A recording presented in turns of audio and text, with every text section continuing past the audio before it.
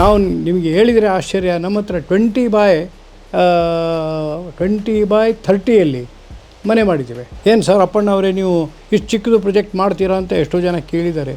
ನಾವು ಮನುಷ್ಯರಿಗಾಗಿ ಮಾಡ್ತಾಯಿದ್ರು. ಅವರು ಬಡವ ಅಥವಾ ಶ್ರೀಮಂತ ನೋಡ್ಕೊಂಡು ನಾವು ಮಾಡ್ತಾ ಇಲ್ಲ, ಅಲ್ಲಿ ಅವರು ಚೆನ್ನಾಗಿರಬೇಕು ಆ ಉದ್ದೇಶದಿಂದ ಮಾಡ್ತಾ ಇರೋದು. ಈ ಪಿ ಜಿಗಳಿಗೆ ಲೈಟ್ ಬ್ಲೂ ಅಂತ ಅದನ್ನು ನೀವು ಕೊಟ್ಟರೆ ಅವ್ನು ತುಂಬ ಒಳ್ಳೇದಾಗಿರ್ತಾನೆ, ನಿಮ್ಮ ಪೇಮೆಂಟು ಸರಿಯಾಗಿ ಬರುತ್ತೆ, ಲಾಯಲ್ ಆಗಿರ್ತಾನೆ. ಈಗ ಯಾವ ಹುಡುಗನಿಗೆ ಒಂದು ಉತ್ಸಾಹನೇ ಇಲ್ಲ, ಏನೂ ಇಲ್ಲ, ಅವನಿಗೆ ಎಲ್ಲೋ ಒಂದು ಕಲರ್, ಒಂದು ಗೋಡೆಗೆ ಪ್ಯೂರ್ ಎಲ್ಲೋ, ಲೆಮನ್ ಎಲ್ಲೋ ನೀವು ಆ ಬಣ್ಣವನ್ನು ನೀವು ಬಳಸಿದರೆ ಅವನಿಗೆ ಆ ರೂಮಲ್ಲಿ ಹೋದರೆ ಸಾಕು, ನಾನು ಏನು ಮಾಡಲಿ, ಯಾವ ಕೆಲಸ ಮಾಡಲಿ, ಎಷ್ಟು ಮಾಡಲಿ, ಆ ಒಂದು ಮನೋಭಾವ ಬಂದ್ಬಿಡುತ್ತೆ. ಹೆಲ್ಪ್ ಆಗಿದೆ, ಸಹಾಯವಾಗಿದೆ, ನನಗೆ ಗೊತ್ತಿಲ್ಲ. ಆದರೆ ಇರುವಂಥ ಸತ್ಯತೆ ಮತ್ತು ವೈಜ್ಞಾನಿಕತೆಯನ್ನು ನಿಮ್ಮ ಮುಂದೆ ಇಟ್ಟಿದ್ದೇನೆ. ನನ್ನ ಇದೊಂದು ಸಮುದ್ರದಲ್ಲಿಯ ಒಂದು ಹನಿಯಷ್ಟು ಕಲಿತಿರೋದನ್ನು ನಿಮ್ಮ ಜೊತೆ ನಾನು ಶೇರ್ ಮಾಡಿದ್ದೇನೆ ಅಷ್ಟೇ.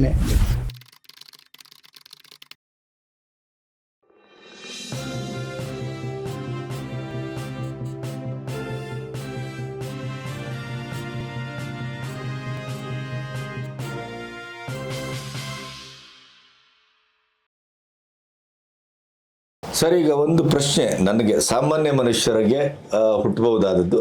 ನಾನು ಸಾಮಾನ್ಯನಾದ್ರಿಂದ ನನಗೂ, ಈಗ ನೀವು ಜೈಲಿನ ಉದಾಹರಣೆ ಕೊಟ್ರಿ, ಶಾಲೆಯ ಉದಾಹರಣೆ ಕೊಟ್ರಿ, ಎಲ್ಲ ಆಯಿತು. ಎಲ್ಲೆಲ್ಲಿ ಯಾವ್ಯಾವ ಕಲರನ್ನು ಬಳಸಿದರೆ ಏನೇನು ಪರಿಣಾಮ ಆಗ್ತದೆ, ಒಂದು ಬಣ್ಣಕ್ಕೂ ಪ್ರತಿಕ್ರಿಯಿಸುವ ಮತ್ತು ಅದು ಬಾಡಿಗಾಗ್ಬೋದು, ಮನಸ್ಸಿಗಾಗ್ಬೋದು, ಇನ್ನೊಂದಿಗಾಗ್ಬೋದು, ಅದನ್ನು ಬದಲಾಯಿಸುವಂಥ ಒಂದು ಗುಣ ಇದೆ ಅನ್ನೋದು ನಿಮ್ಮ ಈಗಿನ ಮಾತುಗಳಿಂದ ಅರ್ಥ ಆಯ್ತು ನಮಗೆ. ಒಂದು ಸಾಮಾನ್ಯ ಮನುಷ್ಯ ಒಂದು ಮನೆ ಕಟ್ತಾನಪ್ಪ, ಅವನ ಡ್ರಾಯಿಂಗ್ ರೂಮಿಗೆ, ಅವನ ಬೆಡ್ರೂಮಿಗೆ, ಅವನ ಹಾಲಿಗೆ, ಅವನ ಕಿಚನ್ ರೂಮಿಗೆ, ಈ ದೇವ್ರ ಮನೆಗೋ ಯಾವ್ಯಾವ ಕಲರನ್ನು ಬಳಸಬೇಕು ಅಂತ ಹೇಗೆ ನೀವು ಹೇಳ್ತೀರಿ? ಈಗ ನಿಮ್ಮ ಪ್ರಶ್ನೆ ತುಂಬ ಚೆನ್ನಾಗಿದೆ, ಸರಿಯಾಗಿದೆ. ಆದರೆ ಇಲ್ಲಿ ನಾನು ನಿಮಗೆ ಈ ಕೌಂಟರ್ ಕ್ವಶನ್ನೇ ಮಾಡಬೇಕಾಗುತ್ತೆ. ಯಾಕೆ ಅಂತಂದರೆ, ನೀವು ಬರೀ ನನಗೆ ಈ ಒಂದು ರೂಮು, ಸ್ಟಡಿ ರೂಮ್ ಅಂತ ಇಟ್ಕೊಳ್ಳಿ, ಅಥವಾ ಒಂದು ಧ್ಯಾನದ ರೂಮ್ ಅಂತ ಇಟ್ಕೊಳ್ಳಿ, ಅಥವಾ ಲಿವಿಂಗ್ ರೂಮ್ ಅಂತ ಇಟ್ಕೊಳ್ಳಿ, ಅದರದ್ದು ಓರಿಯೆಂಟೇಷನ್ ಏನಿದೆ ಮೊದಲು ಅದನ್ನು ನಾವು ಕರೆಕ್ಟಾಗಿ ಮಾಡಿ, ಅಥವಾ ಕರೆಕ್ಷನ್ಸಲ್ಲಿ ಬೇಕಾದರೆ ಅದನ್ನು ಮಾಡಿಬಿಟ್ಟು ಆಮೇಲೆ ಲಿವಿಂಗ್ ರೂಮ್ಗೆ ಯಾವ ಕಲರ್ ಬೇಕು ಅಂತ ಅನ್ನೋದನ್ನು ನಾನು ನಿಮಗೆ ಹೇಳ್ಬೋದು. ಅದೇ ರೀತಿ ಸ್ಟಡಿ ರೂಮ್ ಇರ್ಬೋದು, ಅಡುಗೆ ಮನೆ ಇರ್ಬೋದು, ಡೈನಿಂಗ್ ಹಾಲ್ ಇರ್ಬೋದು, ಅಥವಾ ಸೀನಿಯರ್ ಸಿಟಿಸನ್ಸು ವೃದ್ಧರದ್ದು ರೂಮ್ ಇರ್ಬೋದು. ವೃದ್ಧರ ರೂಮ್ ಕಲರು ಬೇರೆ ಇರುತ್ತೆ, ಮಾಸ್ಟರ್ ಬೆಡ್ರೂಮ್ ಕಲರ್ ಬೇರೆ ಇರುತ್ತೆ, ಹೊಸದಾಗಿ ಮದುವೆ ಆದವರಂಥ ದಂಪತಿಗಳದ್ದು ರೂಮ್ ಬೇರೆ ಇರುತ್ತೆ. ಅದಕ್ಕೆ ಈ ಪ್ರತಿಯೊಂದು ಇದಕ್ಕೂ ಓರಿಯೆಂಟೇಷನ್ ಅಂತ ಏನು ಹೇಳ್ತೀವಿ, ದಿಕ್ಕುಗಳು, ಯಾವ ದಿಕ್ಕಿನಲ್ಲಿ ಅವರು ಇರಬೇಕು ಅನ್ನೋದನ್ನು ನಾವು ಒಂದು ಸಲ ಅದನ್ನು ಸ್ಥಿರಪಡಿಸಿದರೆ ಮುಂದೆ ಈ ಕಲರ್ಗಳ ಬಗ್ಗೆ ನಾನು ನಿಮಗೆ ಹೇಳೋದಕ್ಕೆ ಪ್ರಯತ್ನ. ಅಂದರೆ ಈಗ ನೀವು ಹೇಳ್ತಾ ಇರೋದು ಕೇವಲ ಇಲ್ಲಿಗೆ ನಾವು ಮಾತಾಡುವಾಗ ಬೆಡ್ರೂಮಿಗೆ ಈ ಕಲರ್ ಬಳಸಿ, ಡ್ರಾಯಿಂಗ್ ರೂಮಿಗೆ ಈ ಕಲರ್ ಬಳಸಿ, ಇಲ್ಲ ಆಗಲ್ಲ, ಕಿಚನ್ ರೂಮಿಗೆ ಈ ಕಲರ್ ಬಳಸಿ, ನೋ. ನೀವು ಆ ಸ್ಥಳ ಪರಿಶೀಲನೆ ಮಾಡಬೇಕು, ಅಲ್ಲಿ ದಿಕ್ಕುಗಳ ಪರಿಶೀಲನೆ ಮಾಡಬೇಕು, ಆ ನಂತರ ಅಲ್ಲಿ ಯಾವ ಕಲರು ಏನು. ಹೌದು. ಈಗ ನೀವು ಉದಾಹರಣೆಗೆ ಜೈಲಿನ ಉದಾಹರಣೆ ಕೊಟ್ರಿ, ಅಲ್ಲಿ ನಾರ್ತ್ ಈಸ್ಟ್ ಅಲ್ಲಿ ನೀವು ಕಲರ್ ಅನ್ನ ಬದಲಾಯಿಸಿ, ನಾರ್ತ್ ಈಸ್ಟ್ಗೆ ಮೊದಲು ಅವ್ರನ್ನ ಶಿಫ್ಟ್ ಮಾಡಿಸಿ, ಆಮೇಲೆ ಅಲ್ಲಿಗೆ ಒಂದು ಲೈಟ್ ಆಗಿ ಏನೋ ಕಲರ್ ಅನ್ನು ಬದಲಾಯಿಸಿದ್ರಿ. ಹೌದು, ಅದರಿಂದ ಅದು ಪರಿಣಾಮ ಬಂತು. ಸಪೋಸ್ ಅದು ಸೌತ್ ಈಸ್ಟ್ ಆದ್ರೆ ಆಗ್ತಿರ್ಲಿಲ್ಲ. ಇಲ್ಲ, ಡೆಫಿನೆಟ್ಲಿ ಇಲ್ಲ. ಹೊಡೆದಾಡೋದು ಶುರು ಆಗ್ತಾ ಇತ್ತು ಹೊರತು ಅಲ್ಲಿ ಆಗೋದಕ್ಕೆ ಸಾಧ್ಯ ಅಂದ್ರೆ ಈ ರೀತಿಯ ಅಂದ್ರೆ ಅದಕ್ಕೆ ಈಗ ನೀವು ಕೇಳೋ ರೀತಿಯಲ್ಲಿ ನಾನು ಅಂದ್ಕೊಂಡಿದ್ದೇನೆ ಓರಿಯೆಂಟೇಷನ್ ಪಕ್ಕ ಆಗಿದೆ. ಅಂದರೆ ಈಗ ಬೆಡ್ರೂಮದ್ದು ಈ ವಾಸ್ತು ಪ್ರಕಾರ ಅದು ಓರಿಯೆಂಟೇಷನ್ ಸರಿ ಇದೆ ಅಂತ ಇಟ್ಕೊಳ್ಳೋಣ. ಮಾಸ್ಟರ್ ಬೆಡ್ರೂಮ್ಗೆ, ಮಾಸ್ಟರ್ ಅಂತಂದರೆ ಕರ್ತ, ಯಾವ ಮನುಷ್ಯ ಆ ಇನ್ಸ್ಟಿಟ್ಯೂಷನ್ನ ಮನೆಯನ್ನು ನಡೆಸ್ತಾನೆ ಅಥವಾ ಆ ಕಟ್ಟಡವನ್ನು ನಡೆಸ್ತಾನೆ, ಯಜಮಾನ ಇರ್ಬೋದು, ಪ್ರಿನ್ಸಿಪಾಲ್ ಇರ್ಬೋದು, managing director of the company ಅಂತ ಇರ್ಬೋದು. ಈಗ ಜಮ್ಶೆಡ್ಪುರದಲ್ಲಿ ನಾವು 457 ಕೋಟಿದು ಫ್ಯಾಕ್ಟ್ರಿ ಮಾಡ್ತಾಯಿದ್ದೇವೆ. ಅಲ್ಲಿ ನಿಮಗೆ ಮ್ಯಾನೇಜಿಂಗ್ ಡೈರೆಕ್ಟರ್ದು ರೂಮ್ ಹೇಗಿರಬೇಕು ಅದನ್ನು ಕೂಡ ನಾವು ವ್ಯವಸ್ಥೆ ಮಾಡಿದ್ದೇವೆ. ಹೀಗೆ ಅಂದರೆ ಇದು ಒಂದು ಬರೀ ಮನೆ ಅಂತಲ್ಲ, ಅಥವಾ ಒಂದು ಸಿನಿಮಾ ಥಿಯೇಟ್ರ್ ಅಂತಲ್ಲ, ಒಂದು ಸಮುದಾಯ ಭವನ ಅಂತಲ್ಲ, ಯಾವುದೇ ಕಟ್ಟಡ, ಅದು ದೊಡ್ಡ ಇಂಡಸ್ಟ್ರಿ ಇರಲಿ, ಚಿಕ್ಕ ಇಂಡಸ್ಟ್ರಿ ಇರಲಿ, ಅಥವಾ ಒಂದು ಚಿಕ್ಕ ಮನೆಯೇ ಇರಲಿ, ನಾವು ನಿಮಗೆ ಹೇಳಿದರೆ ಆಶ್ಚರ್ಯ, ನಮ್ಮ ಹತ್ರ 20x30ಯಲ್ಲಿ ಮನೆ ಮಾಡಿದ್ದೇವೆ. ಏನು ಸರ್ ಅಪ್ಪಣ್ಣವರೇ ನೀವು ಇಷ್ಟು ಚಿಕ್ಕದು ಪ್ರೊಜೆಕ್ಟ್ ಮಾಡ್ತೀರಾ ಅಂತ ಎಷ್ಟೋ ಜನ ಕೇಳಿದ್ದಾರೆ. ನಾವು ಮನುಷ್ಯರಿಗಾಗಿ ಮಾಡ್ತಾಯಿರೋದು. ಹೌದೌದು. ಅವರು ಬಡವ ಅಥವಾ ಶ್ರೀಮಂತ ನೋಡ್ಕೊಂಡು ನಾವು ಮಾಡ್ತಾಯಿಲ್ಲ, ಅಲ್ಲಿ ಅವರು ಚೆನ್ನಾಗಿರಬೇಕು ಆ ಉದ್ದೇಶದಿಂದ ಮಾಡ್ತಾಯಿರೋದು. ಅದಕ್ಕೆ ಎನಿವೆ ಅದು ಬೇರೆ. ಆದರೆ ಈಗ ನೀವು ಏನು ಪ್ರಶ್ನೆ ಇದೆ, ಈ ಕಲರ್ಗಳನ್ನು ಯಾವ ರೀತಿ ಎಲ್ಲಿ ಯಾವ ಆ್ಯಕ್ಟಿವಿಟಿಗಳಿಗೆ ಬಳಸಬೇಕು. ಈಗ ಫಾರ್ ಎಕ್ಸಾಂಪಲ್ ಬ್ಲೂ ಅಂತ ತಗೊಳ್ಳಿ. ಬ್ಲೂದ್ದು frequency is very high compare to red, yellow, orange ಅಥವಾ ಗ್ರೀನು. ಅದರಿಂದ ನೀವು ಕಂಪೇರ್ ಮಾಡಿದರೆ ಬ್ಲೂದ್ದು ಫ್ರೀಕ್ವೆನ್ಸಿ ಈಸ್ ಕ್ವೈಟ್ ಹೈ. ಹಾಗಾದರೆ ಬ್ಲೂದು ನಾವು ಎದಕ್ಕೆ ತೊಗೊಳ್ಬೇಕು? Blue will calm down. ನಮ್ಮ ಒಂದು ಉದ್ವೇಗನ ಅದು ಇಳಿಸ್ಬಿಡುತ್ತೆ, ನಮ್ಮ ಮನಸ್ಥಿತಿಯನ್ನು ಒಂದು ಬ್ಯಾಲೆನ್ಸಿಗೆ ತರುತ್ತೆ. ಹಾಗಿರುವಾಗ ಸಮಸ್ಥಿತಿಗೆ ತರುತ್ತೆ. ಹಾಗಿರುವಾಗ ಅದನ್ನು ನಾವು ಯಾವ ಆ್ಯಕ್ಟಿವಿಟಿ ಯೂಸ್ ಮಾಡಬೇಕು ಅಂದರೆ, ಈಗ ನಮ್ಮದು ಮಕ್ಕಳದು ಸ್ಟಡಿ ಇರ್ಬೋದು, ಅಥವಾ ಹಾಲಲ್ಲಿ ಗಂಭೀರವಾದ ಚರ್ಚೆಗಳು ಆಗ್ತಾಯಿತ್ತು ಅಂತಂದರೆ ಮೇಲಿನ ಮೇಲೆ ಅಂಥದ್ರಲ್ಲಿ ಈ ಬ್ಲೂವನ್ನು ಒಂದು ಸ್ವಲ್ಪ ಬ್ಲೂ ಟಿಂಜ್ ಅಂತ ಏನಂತೇವೆ, ಅಂದರೆ 10% ಇನ್ ವೈಟ್ ಅಂಥದನ್ನು ನಾವು ಅಲ್ಲಿ ಯೂಸ್ ಮಾಡಿದರೆ ಆ ಬ್ಲೂದ್ ಇಫೆಕ್ಟ್ ತುಂಬ ಚೆನ್ನಾಗಿ ಬರುತ್ತೆ. ಗಂಭೀರವಾದ ಚರ್ಚೆಗಳು ಏನಂತೀರ ಹೊಡೆದಾಡೋ ಸ್ಥಿತಿಗೆ ಮಟ್ಟಕ್ಕೆ ಹೋಗಲ್ಲ. ಮತ್ತು ಒಂದು ಅದಕ್ಕೆ ರಿಸಲ್ಟ್ ಬಂದುಬಿಡುತ್ತೆ, ಕನ್ಕ್ಲೂಡಿಂಗ್ ರಿಸಲ್ಟ್ ಬರುತ್ತೆ. ಅದೇ ನೀವು ಆರೆಂಜ್ ಅಥವಾ ರೆಡ್ ಮಾಡಿದರೆ ಕನ್ಕ್ಲೂಸಿವ್ನೆಸ್ ಬರೋದಿಲ್ಲ. It takes time. ಓರಿಯೆಂಟೇಷನ್ ಸರಿ ಇರ್ಬೋದು, ಬಟ್ ಕಲರಿಂದ ಇಟ್ ಗೆಟ್ಸ್ ಡಿಲೇಡ್. ತುಂಬ ಲೇಟ್ ಆಗುತ್ತೆ ನಿಮ್ಮ ಡಿಸಿಷನ್ಸ್ ಎಲ್ಲ. ಹಾಗೆ ಅಂಥ ಪರಿಸ್ಥಿತಿಯಲ್ಲಿ ಅದು ಲಿವಿಂಗ್ ರೂಮ್ ಇರ್ಬೋದು, ಅಥವಾ ನೀವು ಯಾವುದೋ ಒಂದು ಏನಂತೀರ ಈ ಪಿ ಜಿಗಳಿಗೆ ಲೈಟ್ ಬ್ಲೂ ಅಂತ ಅದನ್ನು ನೀವು ಕೊಟ್ಟರೆ ಅವನು ತುಂಬ ಒಳ್ಳೆಯದಾಗಿರ್ತಾನೆ, ನಿಮ್ಮ ಪೇಮೆಂಟು ಸರಿಯಾಗಿ ಬರುತ್ತೆ, ಲಾಯಲ್ ಆಗಿರ್ತಾನೆ ಆ ಮನುಷ್ಯ. ಈಗ ಗ್ರೀನ್ ಕಲರು ಯಾವ ಹುಡುಗನಿಗೆ ಆ ಒಂದು ಸ್ಪೋರ್ಟ್ಸ್ ಆ್ಯಕ್ಟಿವಿಟಿಯಲ್ಲಿ ಜಾಸ್ತಿ ಪಾಲ್ಗೊಳ್ಳೋದು ವಿಚಾರ ಇತ್ತು ಅಂತಂದರೆ ಅವನಿಗೆ ಗ್ರೀನಲ್ಲಿ ನಿಯರ್ಲಿ ಒಂದು 5 to 10% ವೈಟಲ್ಲಿ 5 to 10% ಗ್ರೀನ್ ಹಾಕಿ ನೀವು ಆ ರೂಮ್ಗೆ ಒಂದೇ ಒಂದು ಗೋಡೆ ಹೊಡೆದ್ರೆ ಸಾಕು, ಅವನು ಎಷ್ಟು ಉತ್ಸಾಹಿತನಾಗಿ ಸ್ಪೋರ್ಟ್ಸಲ್ಲಿ ತನ್ನ ಇದನ್ನು ತೋರಿಸ್ತಾನೆ, ಪ್ರತಿಭೆ. ಗ್ರೀನದ್ದು ಇಫೆಕ್ಟು ಅಷ್ಟು ಬರುತ್ತೆ.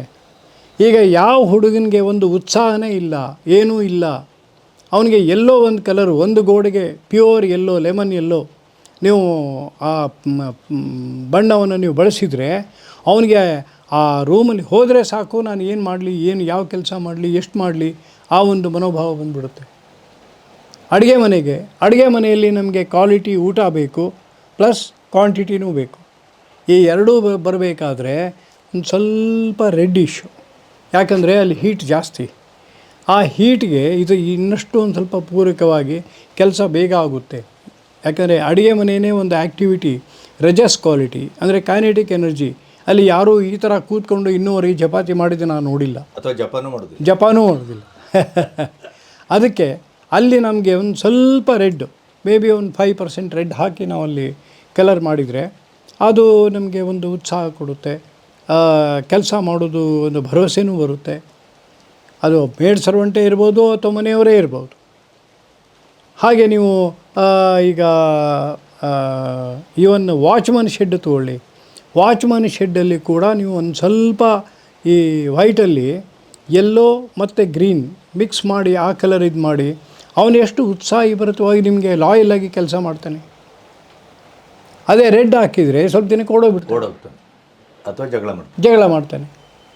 ಅದಕ್ಕೆ ಈ ರೀತಿ ಕಲರ್ಗಳನ್ನು ಕೂಡ ನಾವು ಬಳಸ್ಬೋದು. ಒಂದು ಅಪ್ಪಣ್ಣವ್ರು ಈಗ ಉದಾಹರಣೆಗೆ ಈ ಥರದ್ದೆಲ್ಲ ನಾವೀಗ ಬಳಸ್ತಾ ಇದ್ದೇವೆ.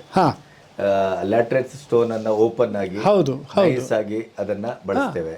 ಅಥವಾ ನಿಮ್ಮ ಈ ಬೆಂಗಳೂರಲ್ಲಾದ್ರೆ ಬ್ರಿಕ್ಸ್, ಎಕ್ಸ್ಪೋಸ್ ಬ್ರಿಕ್, ಅದನ್ನ ನಾವು ಇವತ್ತು ಪೇಂಟಿಂಗೇ ಮಾಡ್ತಾ ಇಲ್ಲ, ಬೇಡ. ಈಗ ಅದರದ್ದು ಹೊರಗಡೆ ಅಂತ ನೀವು ಹೇಳೋದಾ? ಅಲ್ಲ, ಕೆಲವರು ಒಳಗಡೆನೂ ಇದೆ, ನಾವೇ ಮಾಡಿದ್ದೇವೆ. ಕೆಳಗಡೆ ನಾವು ಒಳಗಡೆ ಇಟ್ಟಿದ್ದೇವೆ.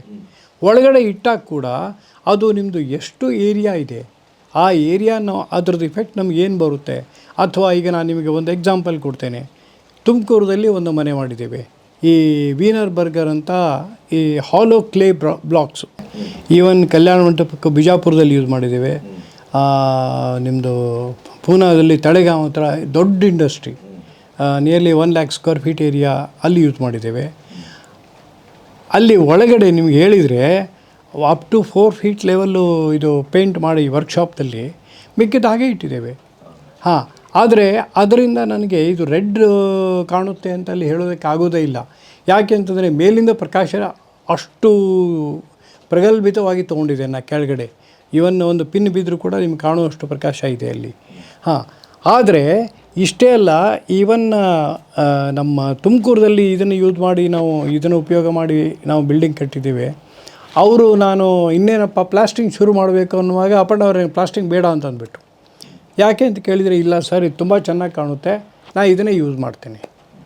ಆಮೇಲೆ ನಾನು ಅಂದ್ಕೊಂಡೆ ಇದು ತುಂಬ ಡಾರ್ಕ್ ಆಗುತ್ತೆ ಮನೆಗಳಿಗೆ. ಒಂದು 16 ಅಡಿ ಹಾಲ್ ಅದು. 16 ಅಡಿ ಹಾಲ್ಗೆ ಇದು 16 by 10 ಅಡಿ. ಸ್ವಲ್ಪ ಡಾಕ್ಟ್ರೇ ಅದು ಸರಿಯಾಗಿ ಕಾಣುತ್ತೋ ಇಲ್ಲ ನನಗೇನೋ ಡೌಟ್. ಇಲ್ಲ ರೀ, ಅದ್ರ ಮೇಲೆ ನಾ ವರ್ಲಿ ಪೇಂಟಿಂಗ್ ಮಾಡಿಸ್ಬಿಡ್ತೇನೆ ಅಂತ. ವರ್ಲಿ ಪೇಂಟಿಂಗ್ ಅಂತ ನೀವು ನೋಡಿರ್ಬೋದು, ಒಂದು ಚಿತ್ತಾರ ಬರೆದ್ಬಿಟ್ಟು. ಸರ್ ಇಟ್ ಲುಕ್ಸ್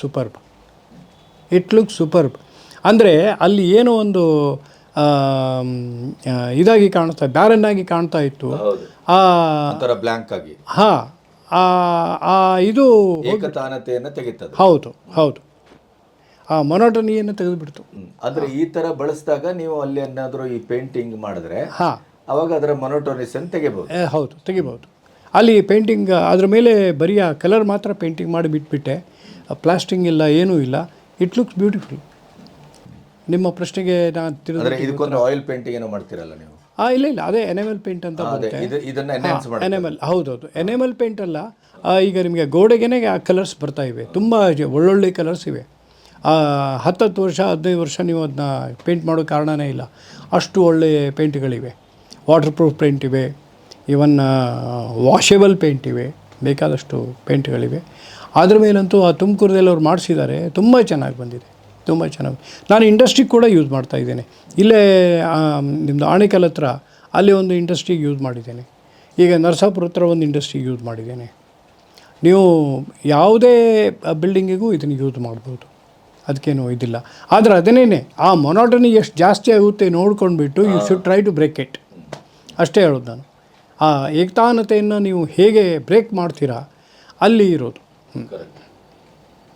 ಅದಕ್ಕೆ ಬಣ್ಣಗಳ ಬಗ್ಗೆ ನಾನು ಸ್ವಲ್ಪ ನಿಮಗೆ ವಿವರಣೆ ಕೊಟ್ಟಿದ್ದೇನೆ ಅಂತ ಅನಿಸುತ್ತೆ. ಬಟ್ ಇದರಲ್ಲಿ ಪ್ರತಿಯೊಂದಕ್ಕೂ ನಾನು ವಿವರಣೆ ಕೊಡ್ತಾ ಹೋದರೆ ಅದು ಒಂದು ಮಹಾಭಾರತನೇ ಆಗುತ್ತೆ. ತುಂಬ ಪ್ರಗಲ್ಭವಾಗಿರುವಂಥ ವಿಷಯ ಅದು. ಅಲ್ಲ, ಒಂದು ಸಾಮಾನ್ಯ ಜ್ಞಾನಕ್ಕೆ ಈಗ ನಾವು ಎಷ್ಟು ಬೇಕೋ ಅಷ್ಟು ಕೊಟ್ಟಿದ್ದೇವೆ. ಹೌದು. ಮತ್ತೇನಾದರೂ ಬೇಕಾದರೆ ಪ್ರಶ್ನೆಗಳು ಬರಲಿ ಅಥವಾ ಅವರು ನಮ್ಮದು ನಂಬರು ಕೊಟ್ಟಿದ್ದೀರಾ ನೀವು, ಅವ್ರು ಬಂದು ಇಲ್ಲಿ ವಿಚಾರಿಸಿದ್ರು ಕೂಡ ನಾವು ಹೇಳ್ಬೋದು, ಅವ್ರಿಗೆ ಏನು ತೊಂದರೆ ಇಲ್ಲ. ನನಗೆ ಫೋನ್ಗಳು ಬರ್ತಾವೆ ಎಷ್ಟೋ. ವೀಕ್ಷಕರೇ, ಇಲ್ಲಿಯವರೆಗೆ ಈಗ ಆಯಾ ಮತ್ತು ಬಣ್ಣಗಳ ಬಗ್ಗೆ ನಿಮ್ಮ ಕುತೂಹಲ, ನಿಮ್ಮ ಪ್ರಶ್ನೆಗೆ ತಕ್ಕಾಗಿ ಅಪ್ಪಣ್ಣ ಅವರು ಸಾಧಾರಣವಾಗಿ ವಿವರಣೆಯನ್ನು ಕೊಟ್ಟಿದ್ದಾರೆ. ನಿಮಗೆ ಇನ್ನೂ ಏನಾದರೂ ಕುತೂಹಲ ಇದ್ದರೆ ಕಮೆಂಟ್ಸ್ ಬಾಕ್ಸಲ್ಲಿ ಪ್ರಶ್ನೆಗಳನ್ನು ಕೇಳ್ಬೋದು. ಆ ಪ್ರಶ್ನೆಗಳನ್ನು ಅವರಿಗೆ ನಾವು ಮತ್ತೆ ಇಡ್ತೇವೆ, ಅವರು ಅದಕ್ಕೆ ಉತ್ತರವನ್ನು ಕೊಡ್ತಾರೆ. ಸೊ ಇಲ್ಲಿವರೆಗೆ ನಮ್ಮೊಟ್ಟಿಗೆ ನೀವು ಈ ಬಣ್ಣ ಮತ್ತು ಆಯದ ಬಗ್ಗೆ ಮಾತಾಡಿದ್ರಿ.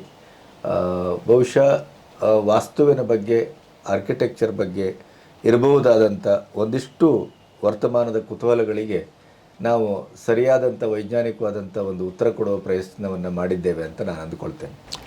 ಹೌದು ಗಣಪತಿಯವರೇ, ನನಗೆ ಇದೊಂದು ಸುಸಂದರ್ಭ ಒದಗಿಸಿದ್ದಕ್ಕೆ ನಿಮಗೆ ಧನ್ಯವಾದಗಳು ಮತ್ತು ವೀಕ್ಷಕರಿಗೂ ನನ್ನ ಧನ್ಯವಾದಗಳು. ಈ ನನ್ನಿಂದ ನಿಮಗೆ ಎಷ್ಟು ಹೆಲ್ಪ್ ಆಗಿದೆ, ಸಹಾಯವಾಗಿದೆ ನನಗೆ ಗೊತ್ತಿಲ್ಲ.